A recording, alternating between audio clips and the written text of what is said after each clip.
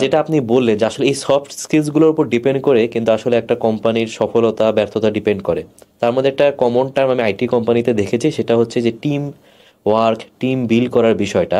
দেখা গেল একটা খারাপ কোম্পানির বৈশিষ্ট্যই থাকে যে ব্লেম করবে, টিম বন্ডিংটা স্ট্রং না, হচ্ছে একজনের উপর ডিপেন্ডেন্ট, আরেকজন কি করছে সেটা কোনো অ্যাকাউন্টেবিলিটি নাই। আবার ভালো কোম্পানির ক্ষেত্রেও আমি দেখেছি যে আসলে পুরো টিম একসাথে কাজ করছে, যে শিখছে তাকে আরেকজন হেল্প করছে, পুরা লার্নিং এনভায়রনমেন্টটা থাকে। তো আসলে যারা এই টিম ওয়ার্ক করতে চাচ্ছে বা সাপোজ টিমে কাজ করতে চাচ্ছে ভালো করে, তাদের জন্য আপনার কি সাজেশন থাকবে? গভীর প্রশ্ন। তোমার টিম ওয়ার্কের যেটা অবজারভেশন তুমি ভালো সামারি করেছো। মানে আমি তো মনে হয় কয়েকশো অর্গানাইজেশনের সঙ্গে কাজ করার অভিজ্ঞতা থেকে এটার সঙ্গে মিলে যে হ্যাঁ, ভালো অর্গানাইজেশনাল কালচার, ভালো অর্গানাইজেশনের একটা বৈশিষ্ট্যই হচ্ছে ওখানে ভালো টিম এনভায়রনমেন্ট থাকে। যে আসলে একটা টিমে যখন মানুষ কাজ করে, they are empowered, they are kind of getting opportunities to learn, অনেক কিছু শিখতে শিখতে পারে, তাদের টিম মেম্বাররা হেল্প করে, এরকম পলিটিক্স কম এরকম। সো আমি প্রফেশনালি আমি basically European mentoring and coaching কাউন্সিলের senior practitioner level accredited team coach, executive coach, team coach. তো team coaching is something that actually focuses on this problem as well, হ্যাঁ। এবং team work improve করার, সব টিমেরই আরো improve করার জায়গা আছে। ইন্ডিভিজুয়াল ইমপ্রুভমেন্টের যেমন তুমি যত ভালোই হও, তোমার কোনো না কোনো এরিয়ায় কিন্তু আরো ইমপ্রুভমেন্টের জায়গা আছে, বা ইভেন যেই জায়গায় ভালো সেই জায়গায় আরো ভালো করার জায়গা আছে। প্রেজেন্ট স্টেট বুঝে আরো কিন্তু এরপরের কি সেটার একটা ব্যাপার আছে। Continuous drive for excellence and getting better.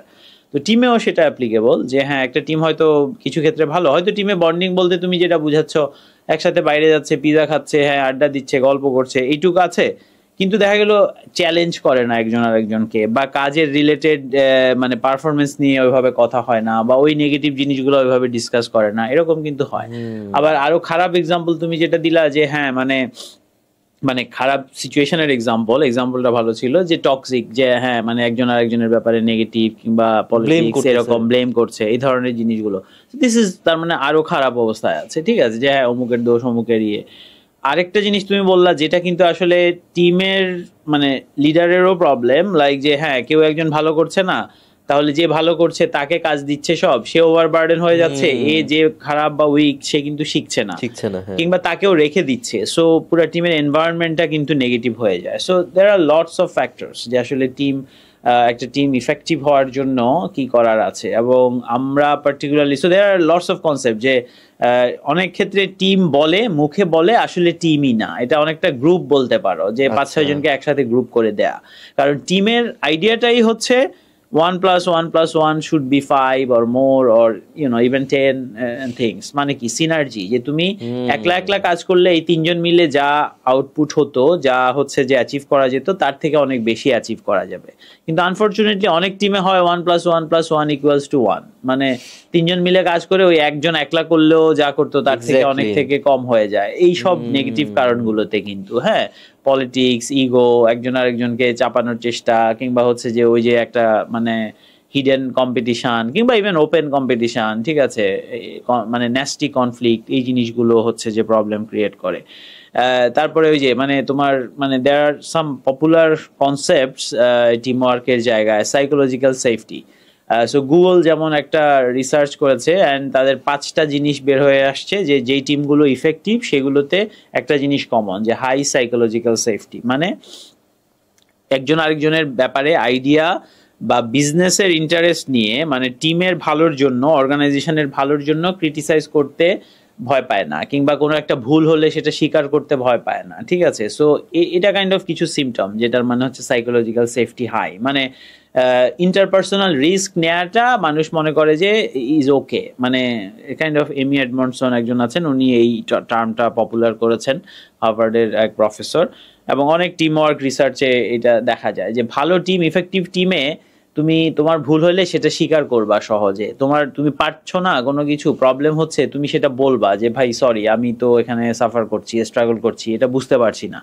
আর খারাপ যদি হয়, মানে টিমের এনভায়রনমেন্ট, সাইকোলজিক্যাল সেফটি যদি লো হয়, সেই ক্ষেত্রে তুমি তোমার ভালনারেবিলিটি গুলা শেয়ার করবা না। মানে হচ্ছে যে তুমি যদি বলো যে আমি এটা বুঝি না, পারি না, বুঝি নাই, তাহলে তুমি ভয় পাচ্ছ যে তাহলে অন্যরা সুবিধা নিবে, আমার চাকরি থাকবে কি থাকবে না, আমাকে অনেক বকা খেতে হবে এরকম, তখন কিন্তু তুমি আর ওগুলো শেয়ার করবা না, তাই না? তুমি নিজে নিজে চেষ্টা করবা, হ্যাঁ সলভ করে ফেলবো, কিন্তু নিজে হয়তো টেনশন বা নিজে পারছো না এরকম। ওকে, সো এই জিনিসগুলো, so there are different models, different things like psychological safety বললাম, আবার Patrick Lencioni is someone I followed and learn from a lot, like যে 5 dysfunction of a team. So এখানে উনি কিছু ইন্টারেস্টিং একটা মডেল প্রেজেন্ট করেছেন।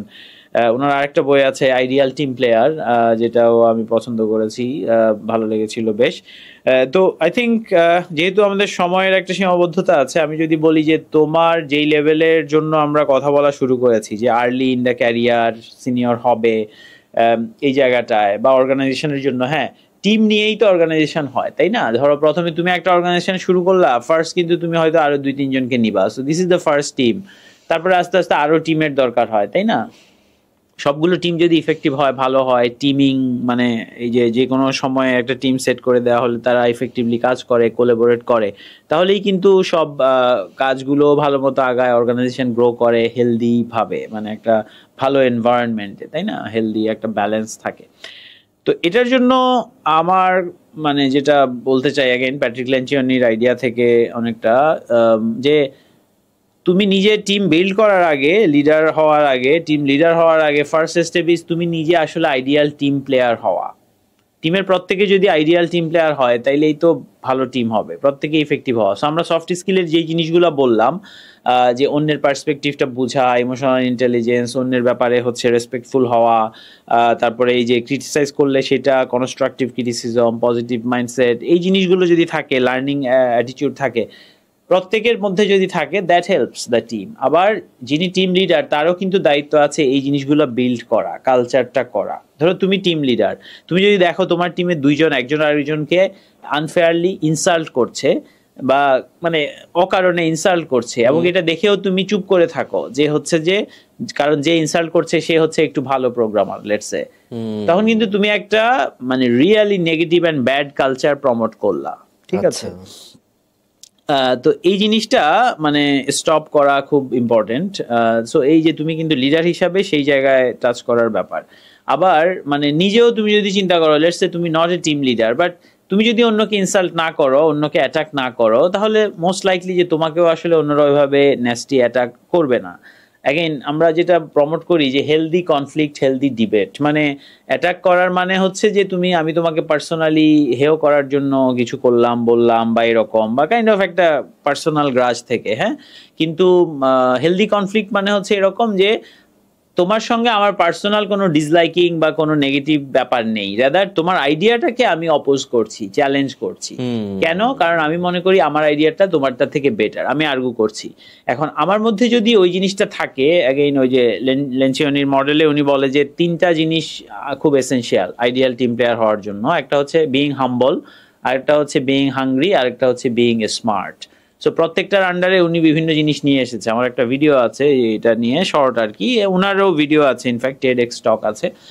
তো এখানে এই আইডিয়াটা আমার ভালো লাগে, কারণ হচ্ছে খুব সিম্পল একটা ফ্রেমওয়ার্ক, কিন্তু অ্যাপ্লিকেবল। হাম্বল মানে ওই যে নিজের ইগো, নিজেই সবকিছু জানি, নিজেই বুঝি, এরকম না হওয়া, মানে হিউমিলিটি থাকা, যে না আমি অন্যের থেকে শিখবো, কিংবা আমি অন্যকে ক্রেডিট দিব যেখানে দরকার, এরকম। So this is humble. Hungry is like যে আমি আরো শিখতে চাই, আরো করতে চাই, আরো দায়িত্ব নিতে চাই, আরো গ্রো করতে চাই। সো ব্রিফলি বললে এটা হাংরি। আর স্মার্ট হচ্ছে অনেকটা যে মানে স্মার্ট আমরা অনেকেই কাইন্ড অফ সেন্সে বুঝি যে হ্যাঁ স্মার্ট, তো এখানে স্মার্ট ইজ মোর লাইক যে মোর ইমোশনাল ইন্টেলিজেন্সের ব্যাপারগুলা, কোন জায়গায় কি করতে হবে, বলতে হবে, সেটা বুঝতে পারা, সিচুয়েশন বুঝে, পরিস্থিতি বুঝে খাপ খাওয়াতে পারা, অ্যাডাপ্ট করতে পারা, ঠিক আছে, রেসপন্ড করতে পারা, সেই জিনিসগুলো স্মার্টের আন্ডারে পড়ে। সো এই 3টা জিনিসই থাকতে হবে, তাহলে একজন হচ্ছে আসলে আইডিয়াল টিম প্লেয়ার হবে, ঠিক আছে? সো এই মানে আমি সফট স্কিলের যেগুলো বললাম সেগুলো যদি তুমি কম্বাইন করো, হ্যাঁ, যে ধরো কেউ কমিউনিকেশনে ভালো কিন্তু সে আসলে ক্রিটিক্যালি থিঙ্ক করতে পারে না, ইনোভেটিভ না, মানে ক্রিয়েটিভ না, সলিউশন গুলাও তো ভালো না, তাহলে তার ওই জায়গায় কিন্তু ইমপ্রুভ করতে হবে। সো মিক্স অফ থিংস আছে আর কি। অ্যাগেইন ওই কোর জায়গা হচ্ছে এই 3টা। এক হিসাবে তুমি যদি হাম্বল হও, তাহলে আমি তোমাকে যদি বলি যে সাবিক তোমার কমিউনিকেশন খুব ভালো, তুমি আইডিয়াটা এক্সপ্লেন করেছো, কিন্তু তোমাকে আরো টেকনিক্যাল জায়গায় আরো ডিপলি চিন্তা করতে হবে, সলিউশনের বিভিন্ন অপশনস চিন্তা করতে হবে। তুমি হাম্বল হলে কিন্তু তুমি এটা শুনে এটা নিয়ে কিছু করবা, আমাকে আরো জিজ্ঞেস করবা। আর তুমি যদি খুব ইগো সেন্ট্রিক হও, তুমি এটাকে উড়ায় দিবা হয়তো, বা মুখে বলবা জি জি ভাইয়া ঠিক আছে, কিন্তু আসলে তুমি ওটা নিয়ে এটা কাজ নিয়ে করবো কোনো না। কাজ করবা না, রাইট? তাহলে কিন্তু আর তোমার ডেভেলপমেন্টটা হচ্ছে না, মানে টিমেও আসলে বেনিফিটেড হচ্ছে না। তো টিম ওয়ার্ক আসলে অনেক ডিপ, অনেক রিসার্চ আছে, এবং আমরা এই যে টিম কোচিং এ আমরা 5টা ডিসিপ্লিনে অর্গানাইজড করে কাজ করি, যে যে কোনো একটা টিমের পারপাসটা ক্লিয়ার কিনা, যে এই টিমটা আসলে সেট আপ করা হয়েছে কেন। তারপরে আসে যে এই টিমটা মানে কাইন্ড অফ মানে এটাকে কাইন্ড অফ কমিশনিং বলি, অ্যান্ড দেন ক্ল্যারিফাইং যে আসলে রোলস, রেসপন্সিবিলিটিস, অবজেক্টিভস, কি পারফরমেন্স ইন্ডিকেটরস, এই জিনিসগুলো ডিফাইন করা আছে কিনা, কোন বিহেভিয়ারটা অ্যাকসেপ্টেবল, কোনটা অ্যাকসেপ্টেবল না, এই জিনিসগুলা ঠিক আছে কিনা। তারপরে আসে যে তোমার কানেক্টিং, যে টিম মেম্বারদের মধ্যে কানেকশন কেমন, হ্যাঁ, যে হচ্ছে তোমার প্রত্যেকের এটা পিটার হকিন্স বলে একজন, যিনি আমি যার কাছ থেকে শিখেছি team systemic team coaching A, this is like the 5 model I am explaining. তো ওখানে হচ্ছে যে কানেক্টিং এ হচ্ছে এই যে ইন্টারপার্সোনাল কানেকশন গুলা টিমের মধ্যে, হ্যাঁ, যে কার সঙ্গে কার কানেকশন কিরকম, কিভাবে তারা কানেক্ট করে, সবাই কাজ করে, কোলাবোরেট করে একসাথে, এই জিনিসগুলো ওইটার আন্ডারে আসে। তারপরে আসে তোমার যে কো ক্রিয়েটিং, যে হচ্ছে স্টেক হোল্ডার্স যারা, তাদের সঙ্গে মিলে ভ্যালু জেনারেট করা, হ্যাঁ, যেমন ধরো তুমি একটা টিম মানে তুমি মানে তোমার যেই টিমে তুমি কাজ করো, লেটস সে এটা একটা টিম, এটাই তো একমাত্র টিম না, বেশিরভাগ অর্গানাইজেশনেই তো অনেকগুলো টিম থাকে। তাহলে এরা কিন্তু অন্য টিমগুলো তোমার স্টেক হোল্ডার্স, অর্গানাইজেশনের সিনিয়র লিডারশিপ তোমার স্টেক হোল্ডার, তোমাদের টিম যাকে রিপোর্ট করে সে স্টেক হোল্ডার, তোমাদের টিমের কাছে যারা রিপোর্ট করে তারা তোমাদের স্টেক হোল্ডার, তোমাদের কাস্টমাররা স্টেক হোল্ডার্স, ইনভেস্টর্স, তা অন্য partners, public users of a software product, all these are stakeholders, ঠিক আছে? সো ওই স্টেক হোল্ডাররা তোমাদের টিমের কাছে কি এক্সপেকটেশন সেটা বুঝো কিনা, জানো কিনা, ক্লিয়ার কিনা, সেই অনুযায়ী কাজ করছো কিনা, যে আমি যে এটা করছি এটা আমার কাস্টমারের জন্য কি ভ্যালু জেনারেট করবে, আমি যে এটা নিয়ে কাজ করছি আমার অর্গানাইজেশনের লিডারশিপ টিম যা চায় সেটার সঙ্গে কি এটা অ্যালাইন কিনা, তারা আমাদের কাছে যেটা চায় সেটার সঙ্গে এটা মিলে কিনা, ঠিক আছে? তো এই জিনিসগুলো কিন্তু মিলে কাজ করা, সো দিস ইজ ওয়ান। আর at the centre is core learning, যে মানে একটা ভেরি ইম্পর্টেন্ট, যে কন্টিনিউয়াসলি অ্যাজ এ টিম তুমি শিখছো কিনা, তুমি টিম হিসাবে যে আমাদের কি শেখা দরকার, কোন স্কিলটার ঘাটতি আছে, কোন নলেজ স্কিলস অ্যাবিলিটির ঘাটতি আছে, আবার ইন্ডিভিজুয়ালি টিম মেম্বাররা একজন আরেকজনকে হেল্প করে কিনা শিখতে, রাইট? এই যে আমি তোমার এক্সাম্পল দিলাম, ধরো যে জেনারেলি একটা র্যান্ডম এক্সাম্পল, যে আমি তোমাকে একটা ফিডব্যাক দিলাম, হইতে পারে যে আমি তোমার টিম লিডার না, আমি আর তুমি একই পজিশনে, আমি তোমাকে বললাম সাবিক তোমার এটা ইমপ্রুভ করার জায়গা আছে বলে আমি মনে করি। সো টিম যদি খুব ইফেক্টিভ হয় তাহলে এরকম হবে। আর যদি ওই যে তুমি ব্লেম করা, টক্সিক হইলে আমি তোমার বললে তুমি বলবো আপনি কি জানেন, আপনি আমার ম্যানেজার নাকি, আপনি আমাকে এটা বলার কি, ঠিক আছে? তাই না? আমিও কিন্তু বলবো না যে আমি এটা বললে তুমি, কিংবা আমি বললে তুমি যদি শিখে ফেলো তাহলে তো আমি তোমার থেকে এখন ভালো পারি, তাহলে আমার দাম কমে যাবে, কিংবা এই টাইপের গ্রো করবো না, এই টাইপের চিন্তা থাকলে কিন্তু আমি করবো না, রাইট? কিন্তু ভালো effective team, high value creating team বলি আমরা, যে এখানে একজন আরেকজনকে হেল্প করে, যে শিখতে, যে তুমি ভাই তোমার এটা ইমপ্রুভ করতে হবে, ঠিক আছে? তো এই ফিডব্যাক থেকে শেখে, তারা একসাথে শিখে, কিংবা কার কোনটা শেখা দরকার, গ্যাপ থাকলে সেটা তারা যেখান থেকে শেখা দরকার শিখবে, এরকম হবে, ঠিক আছে?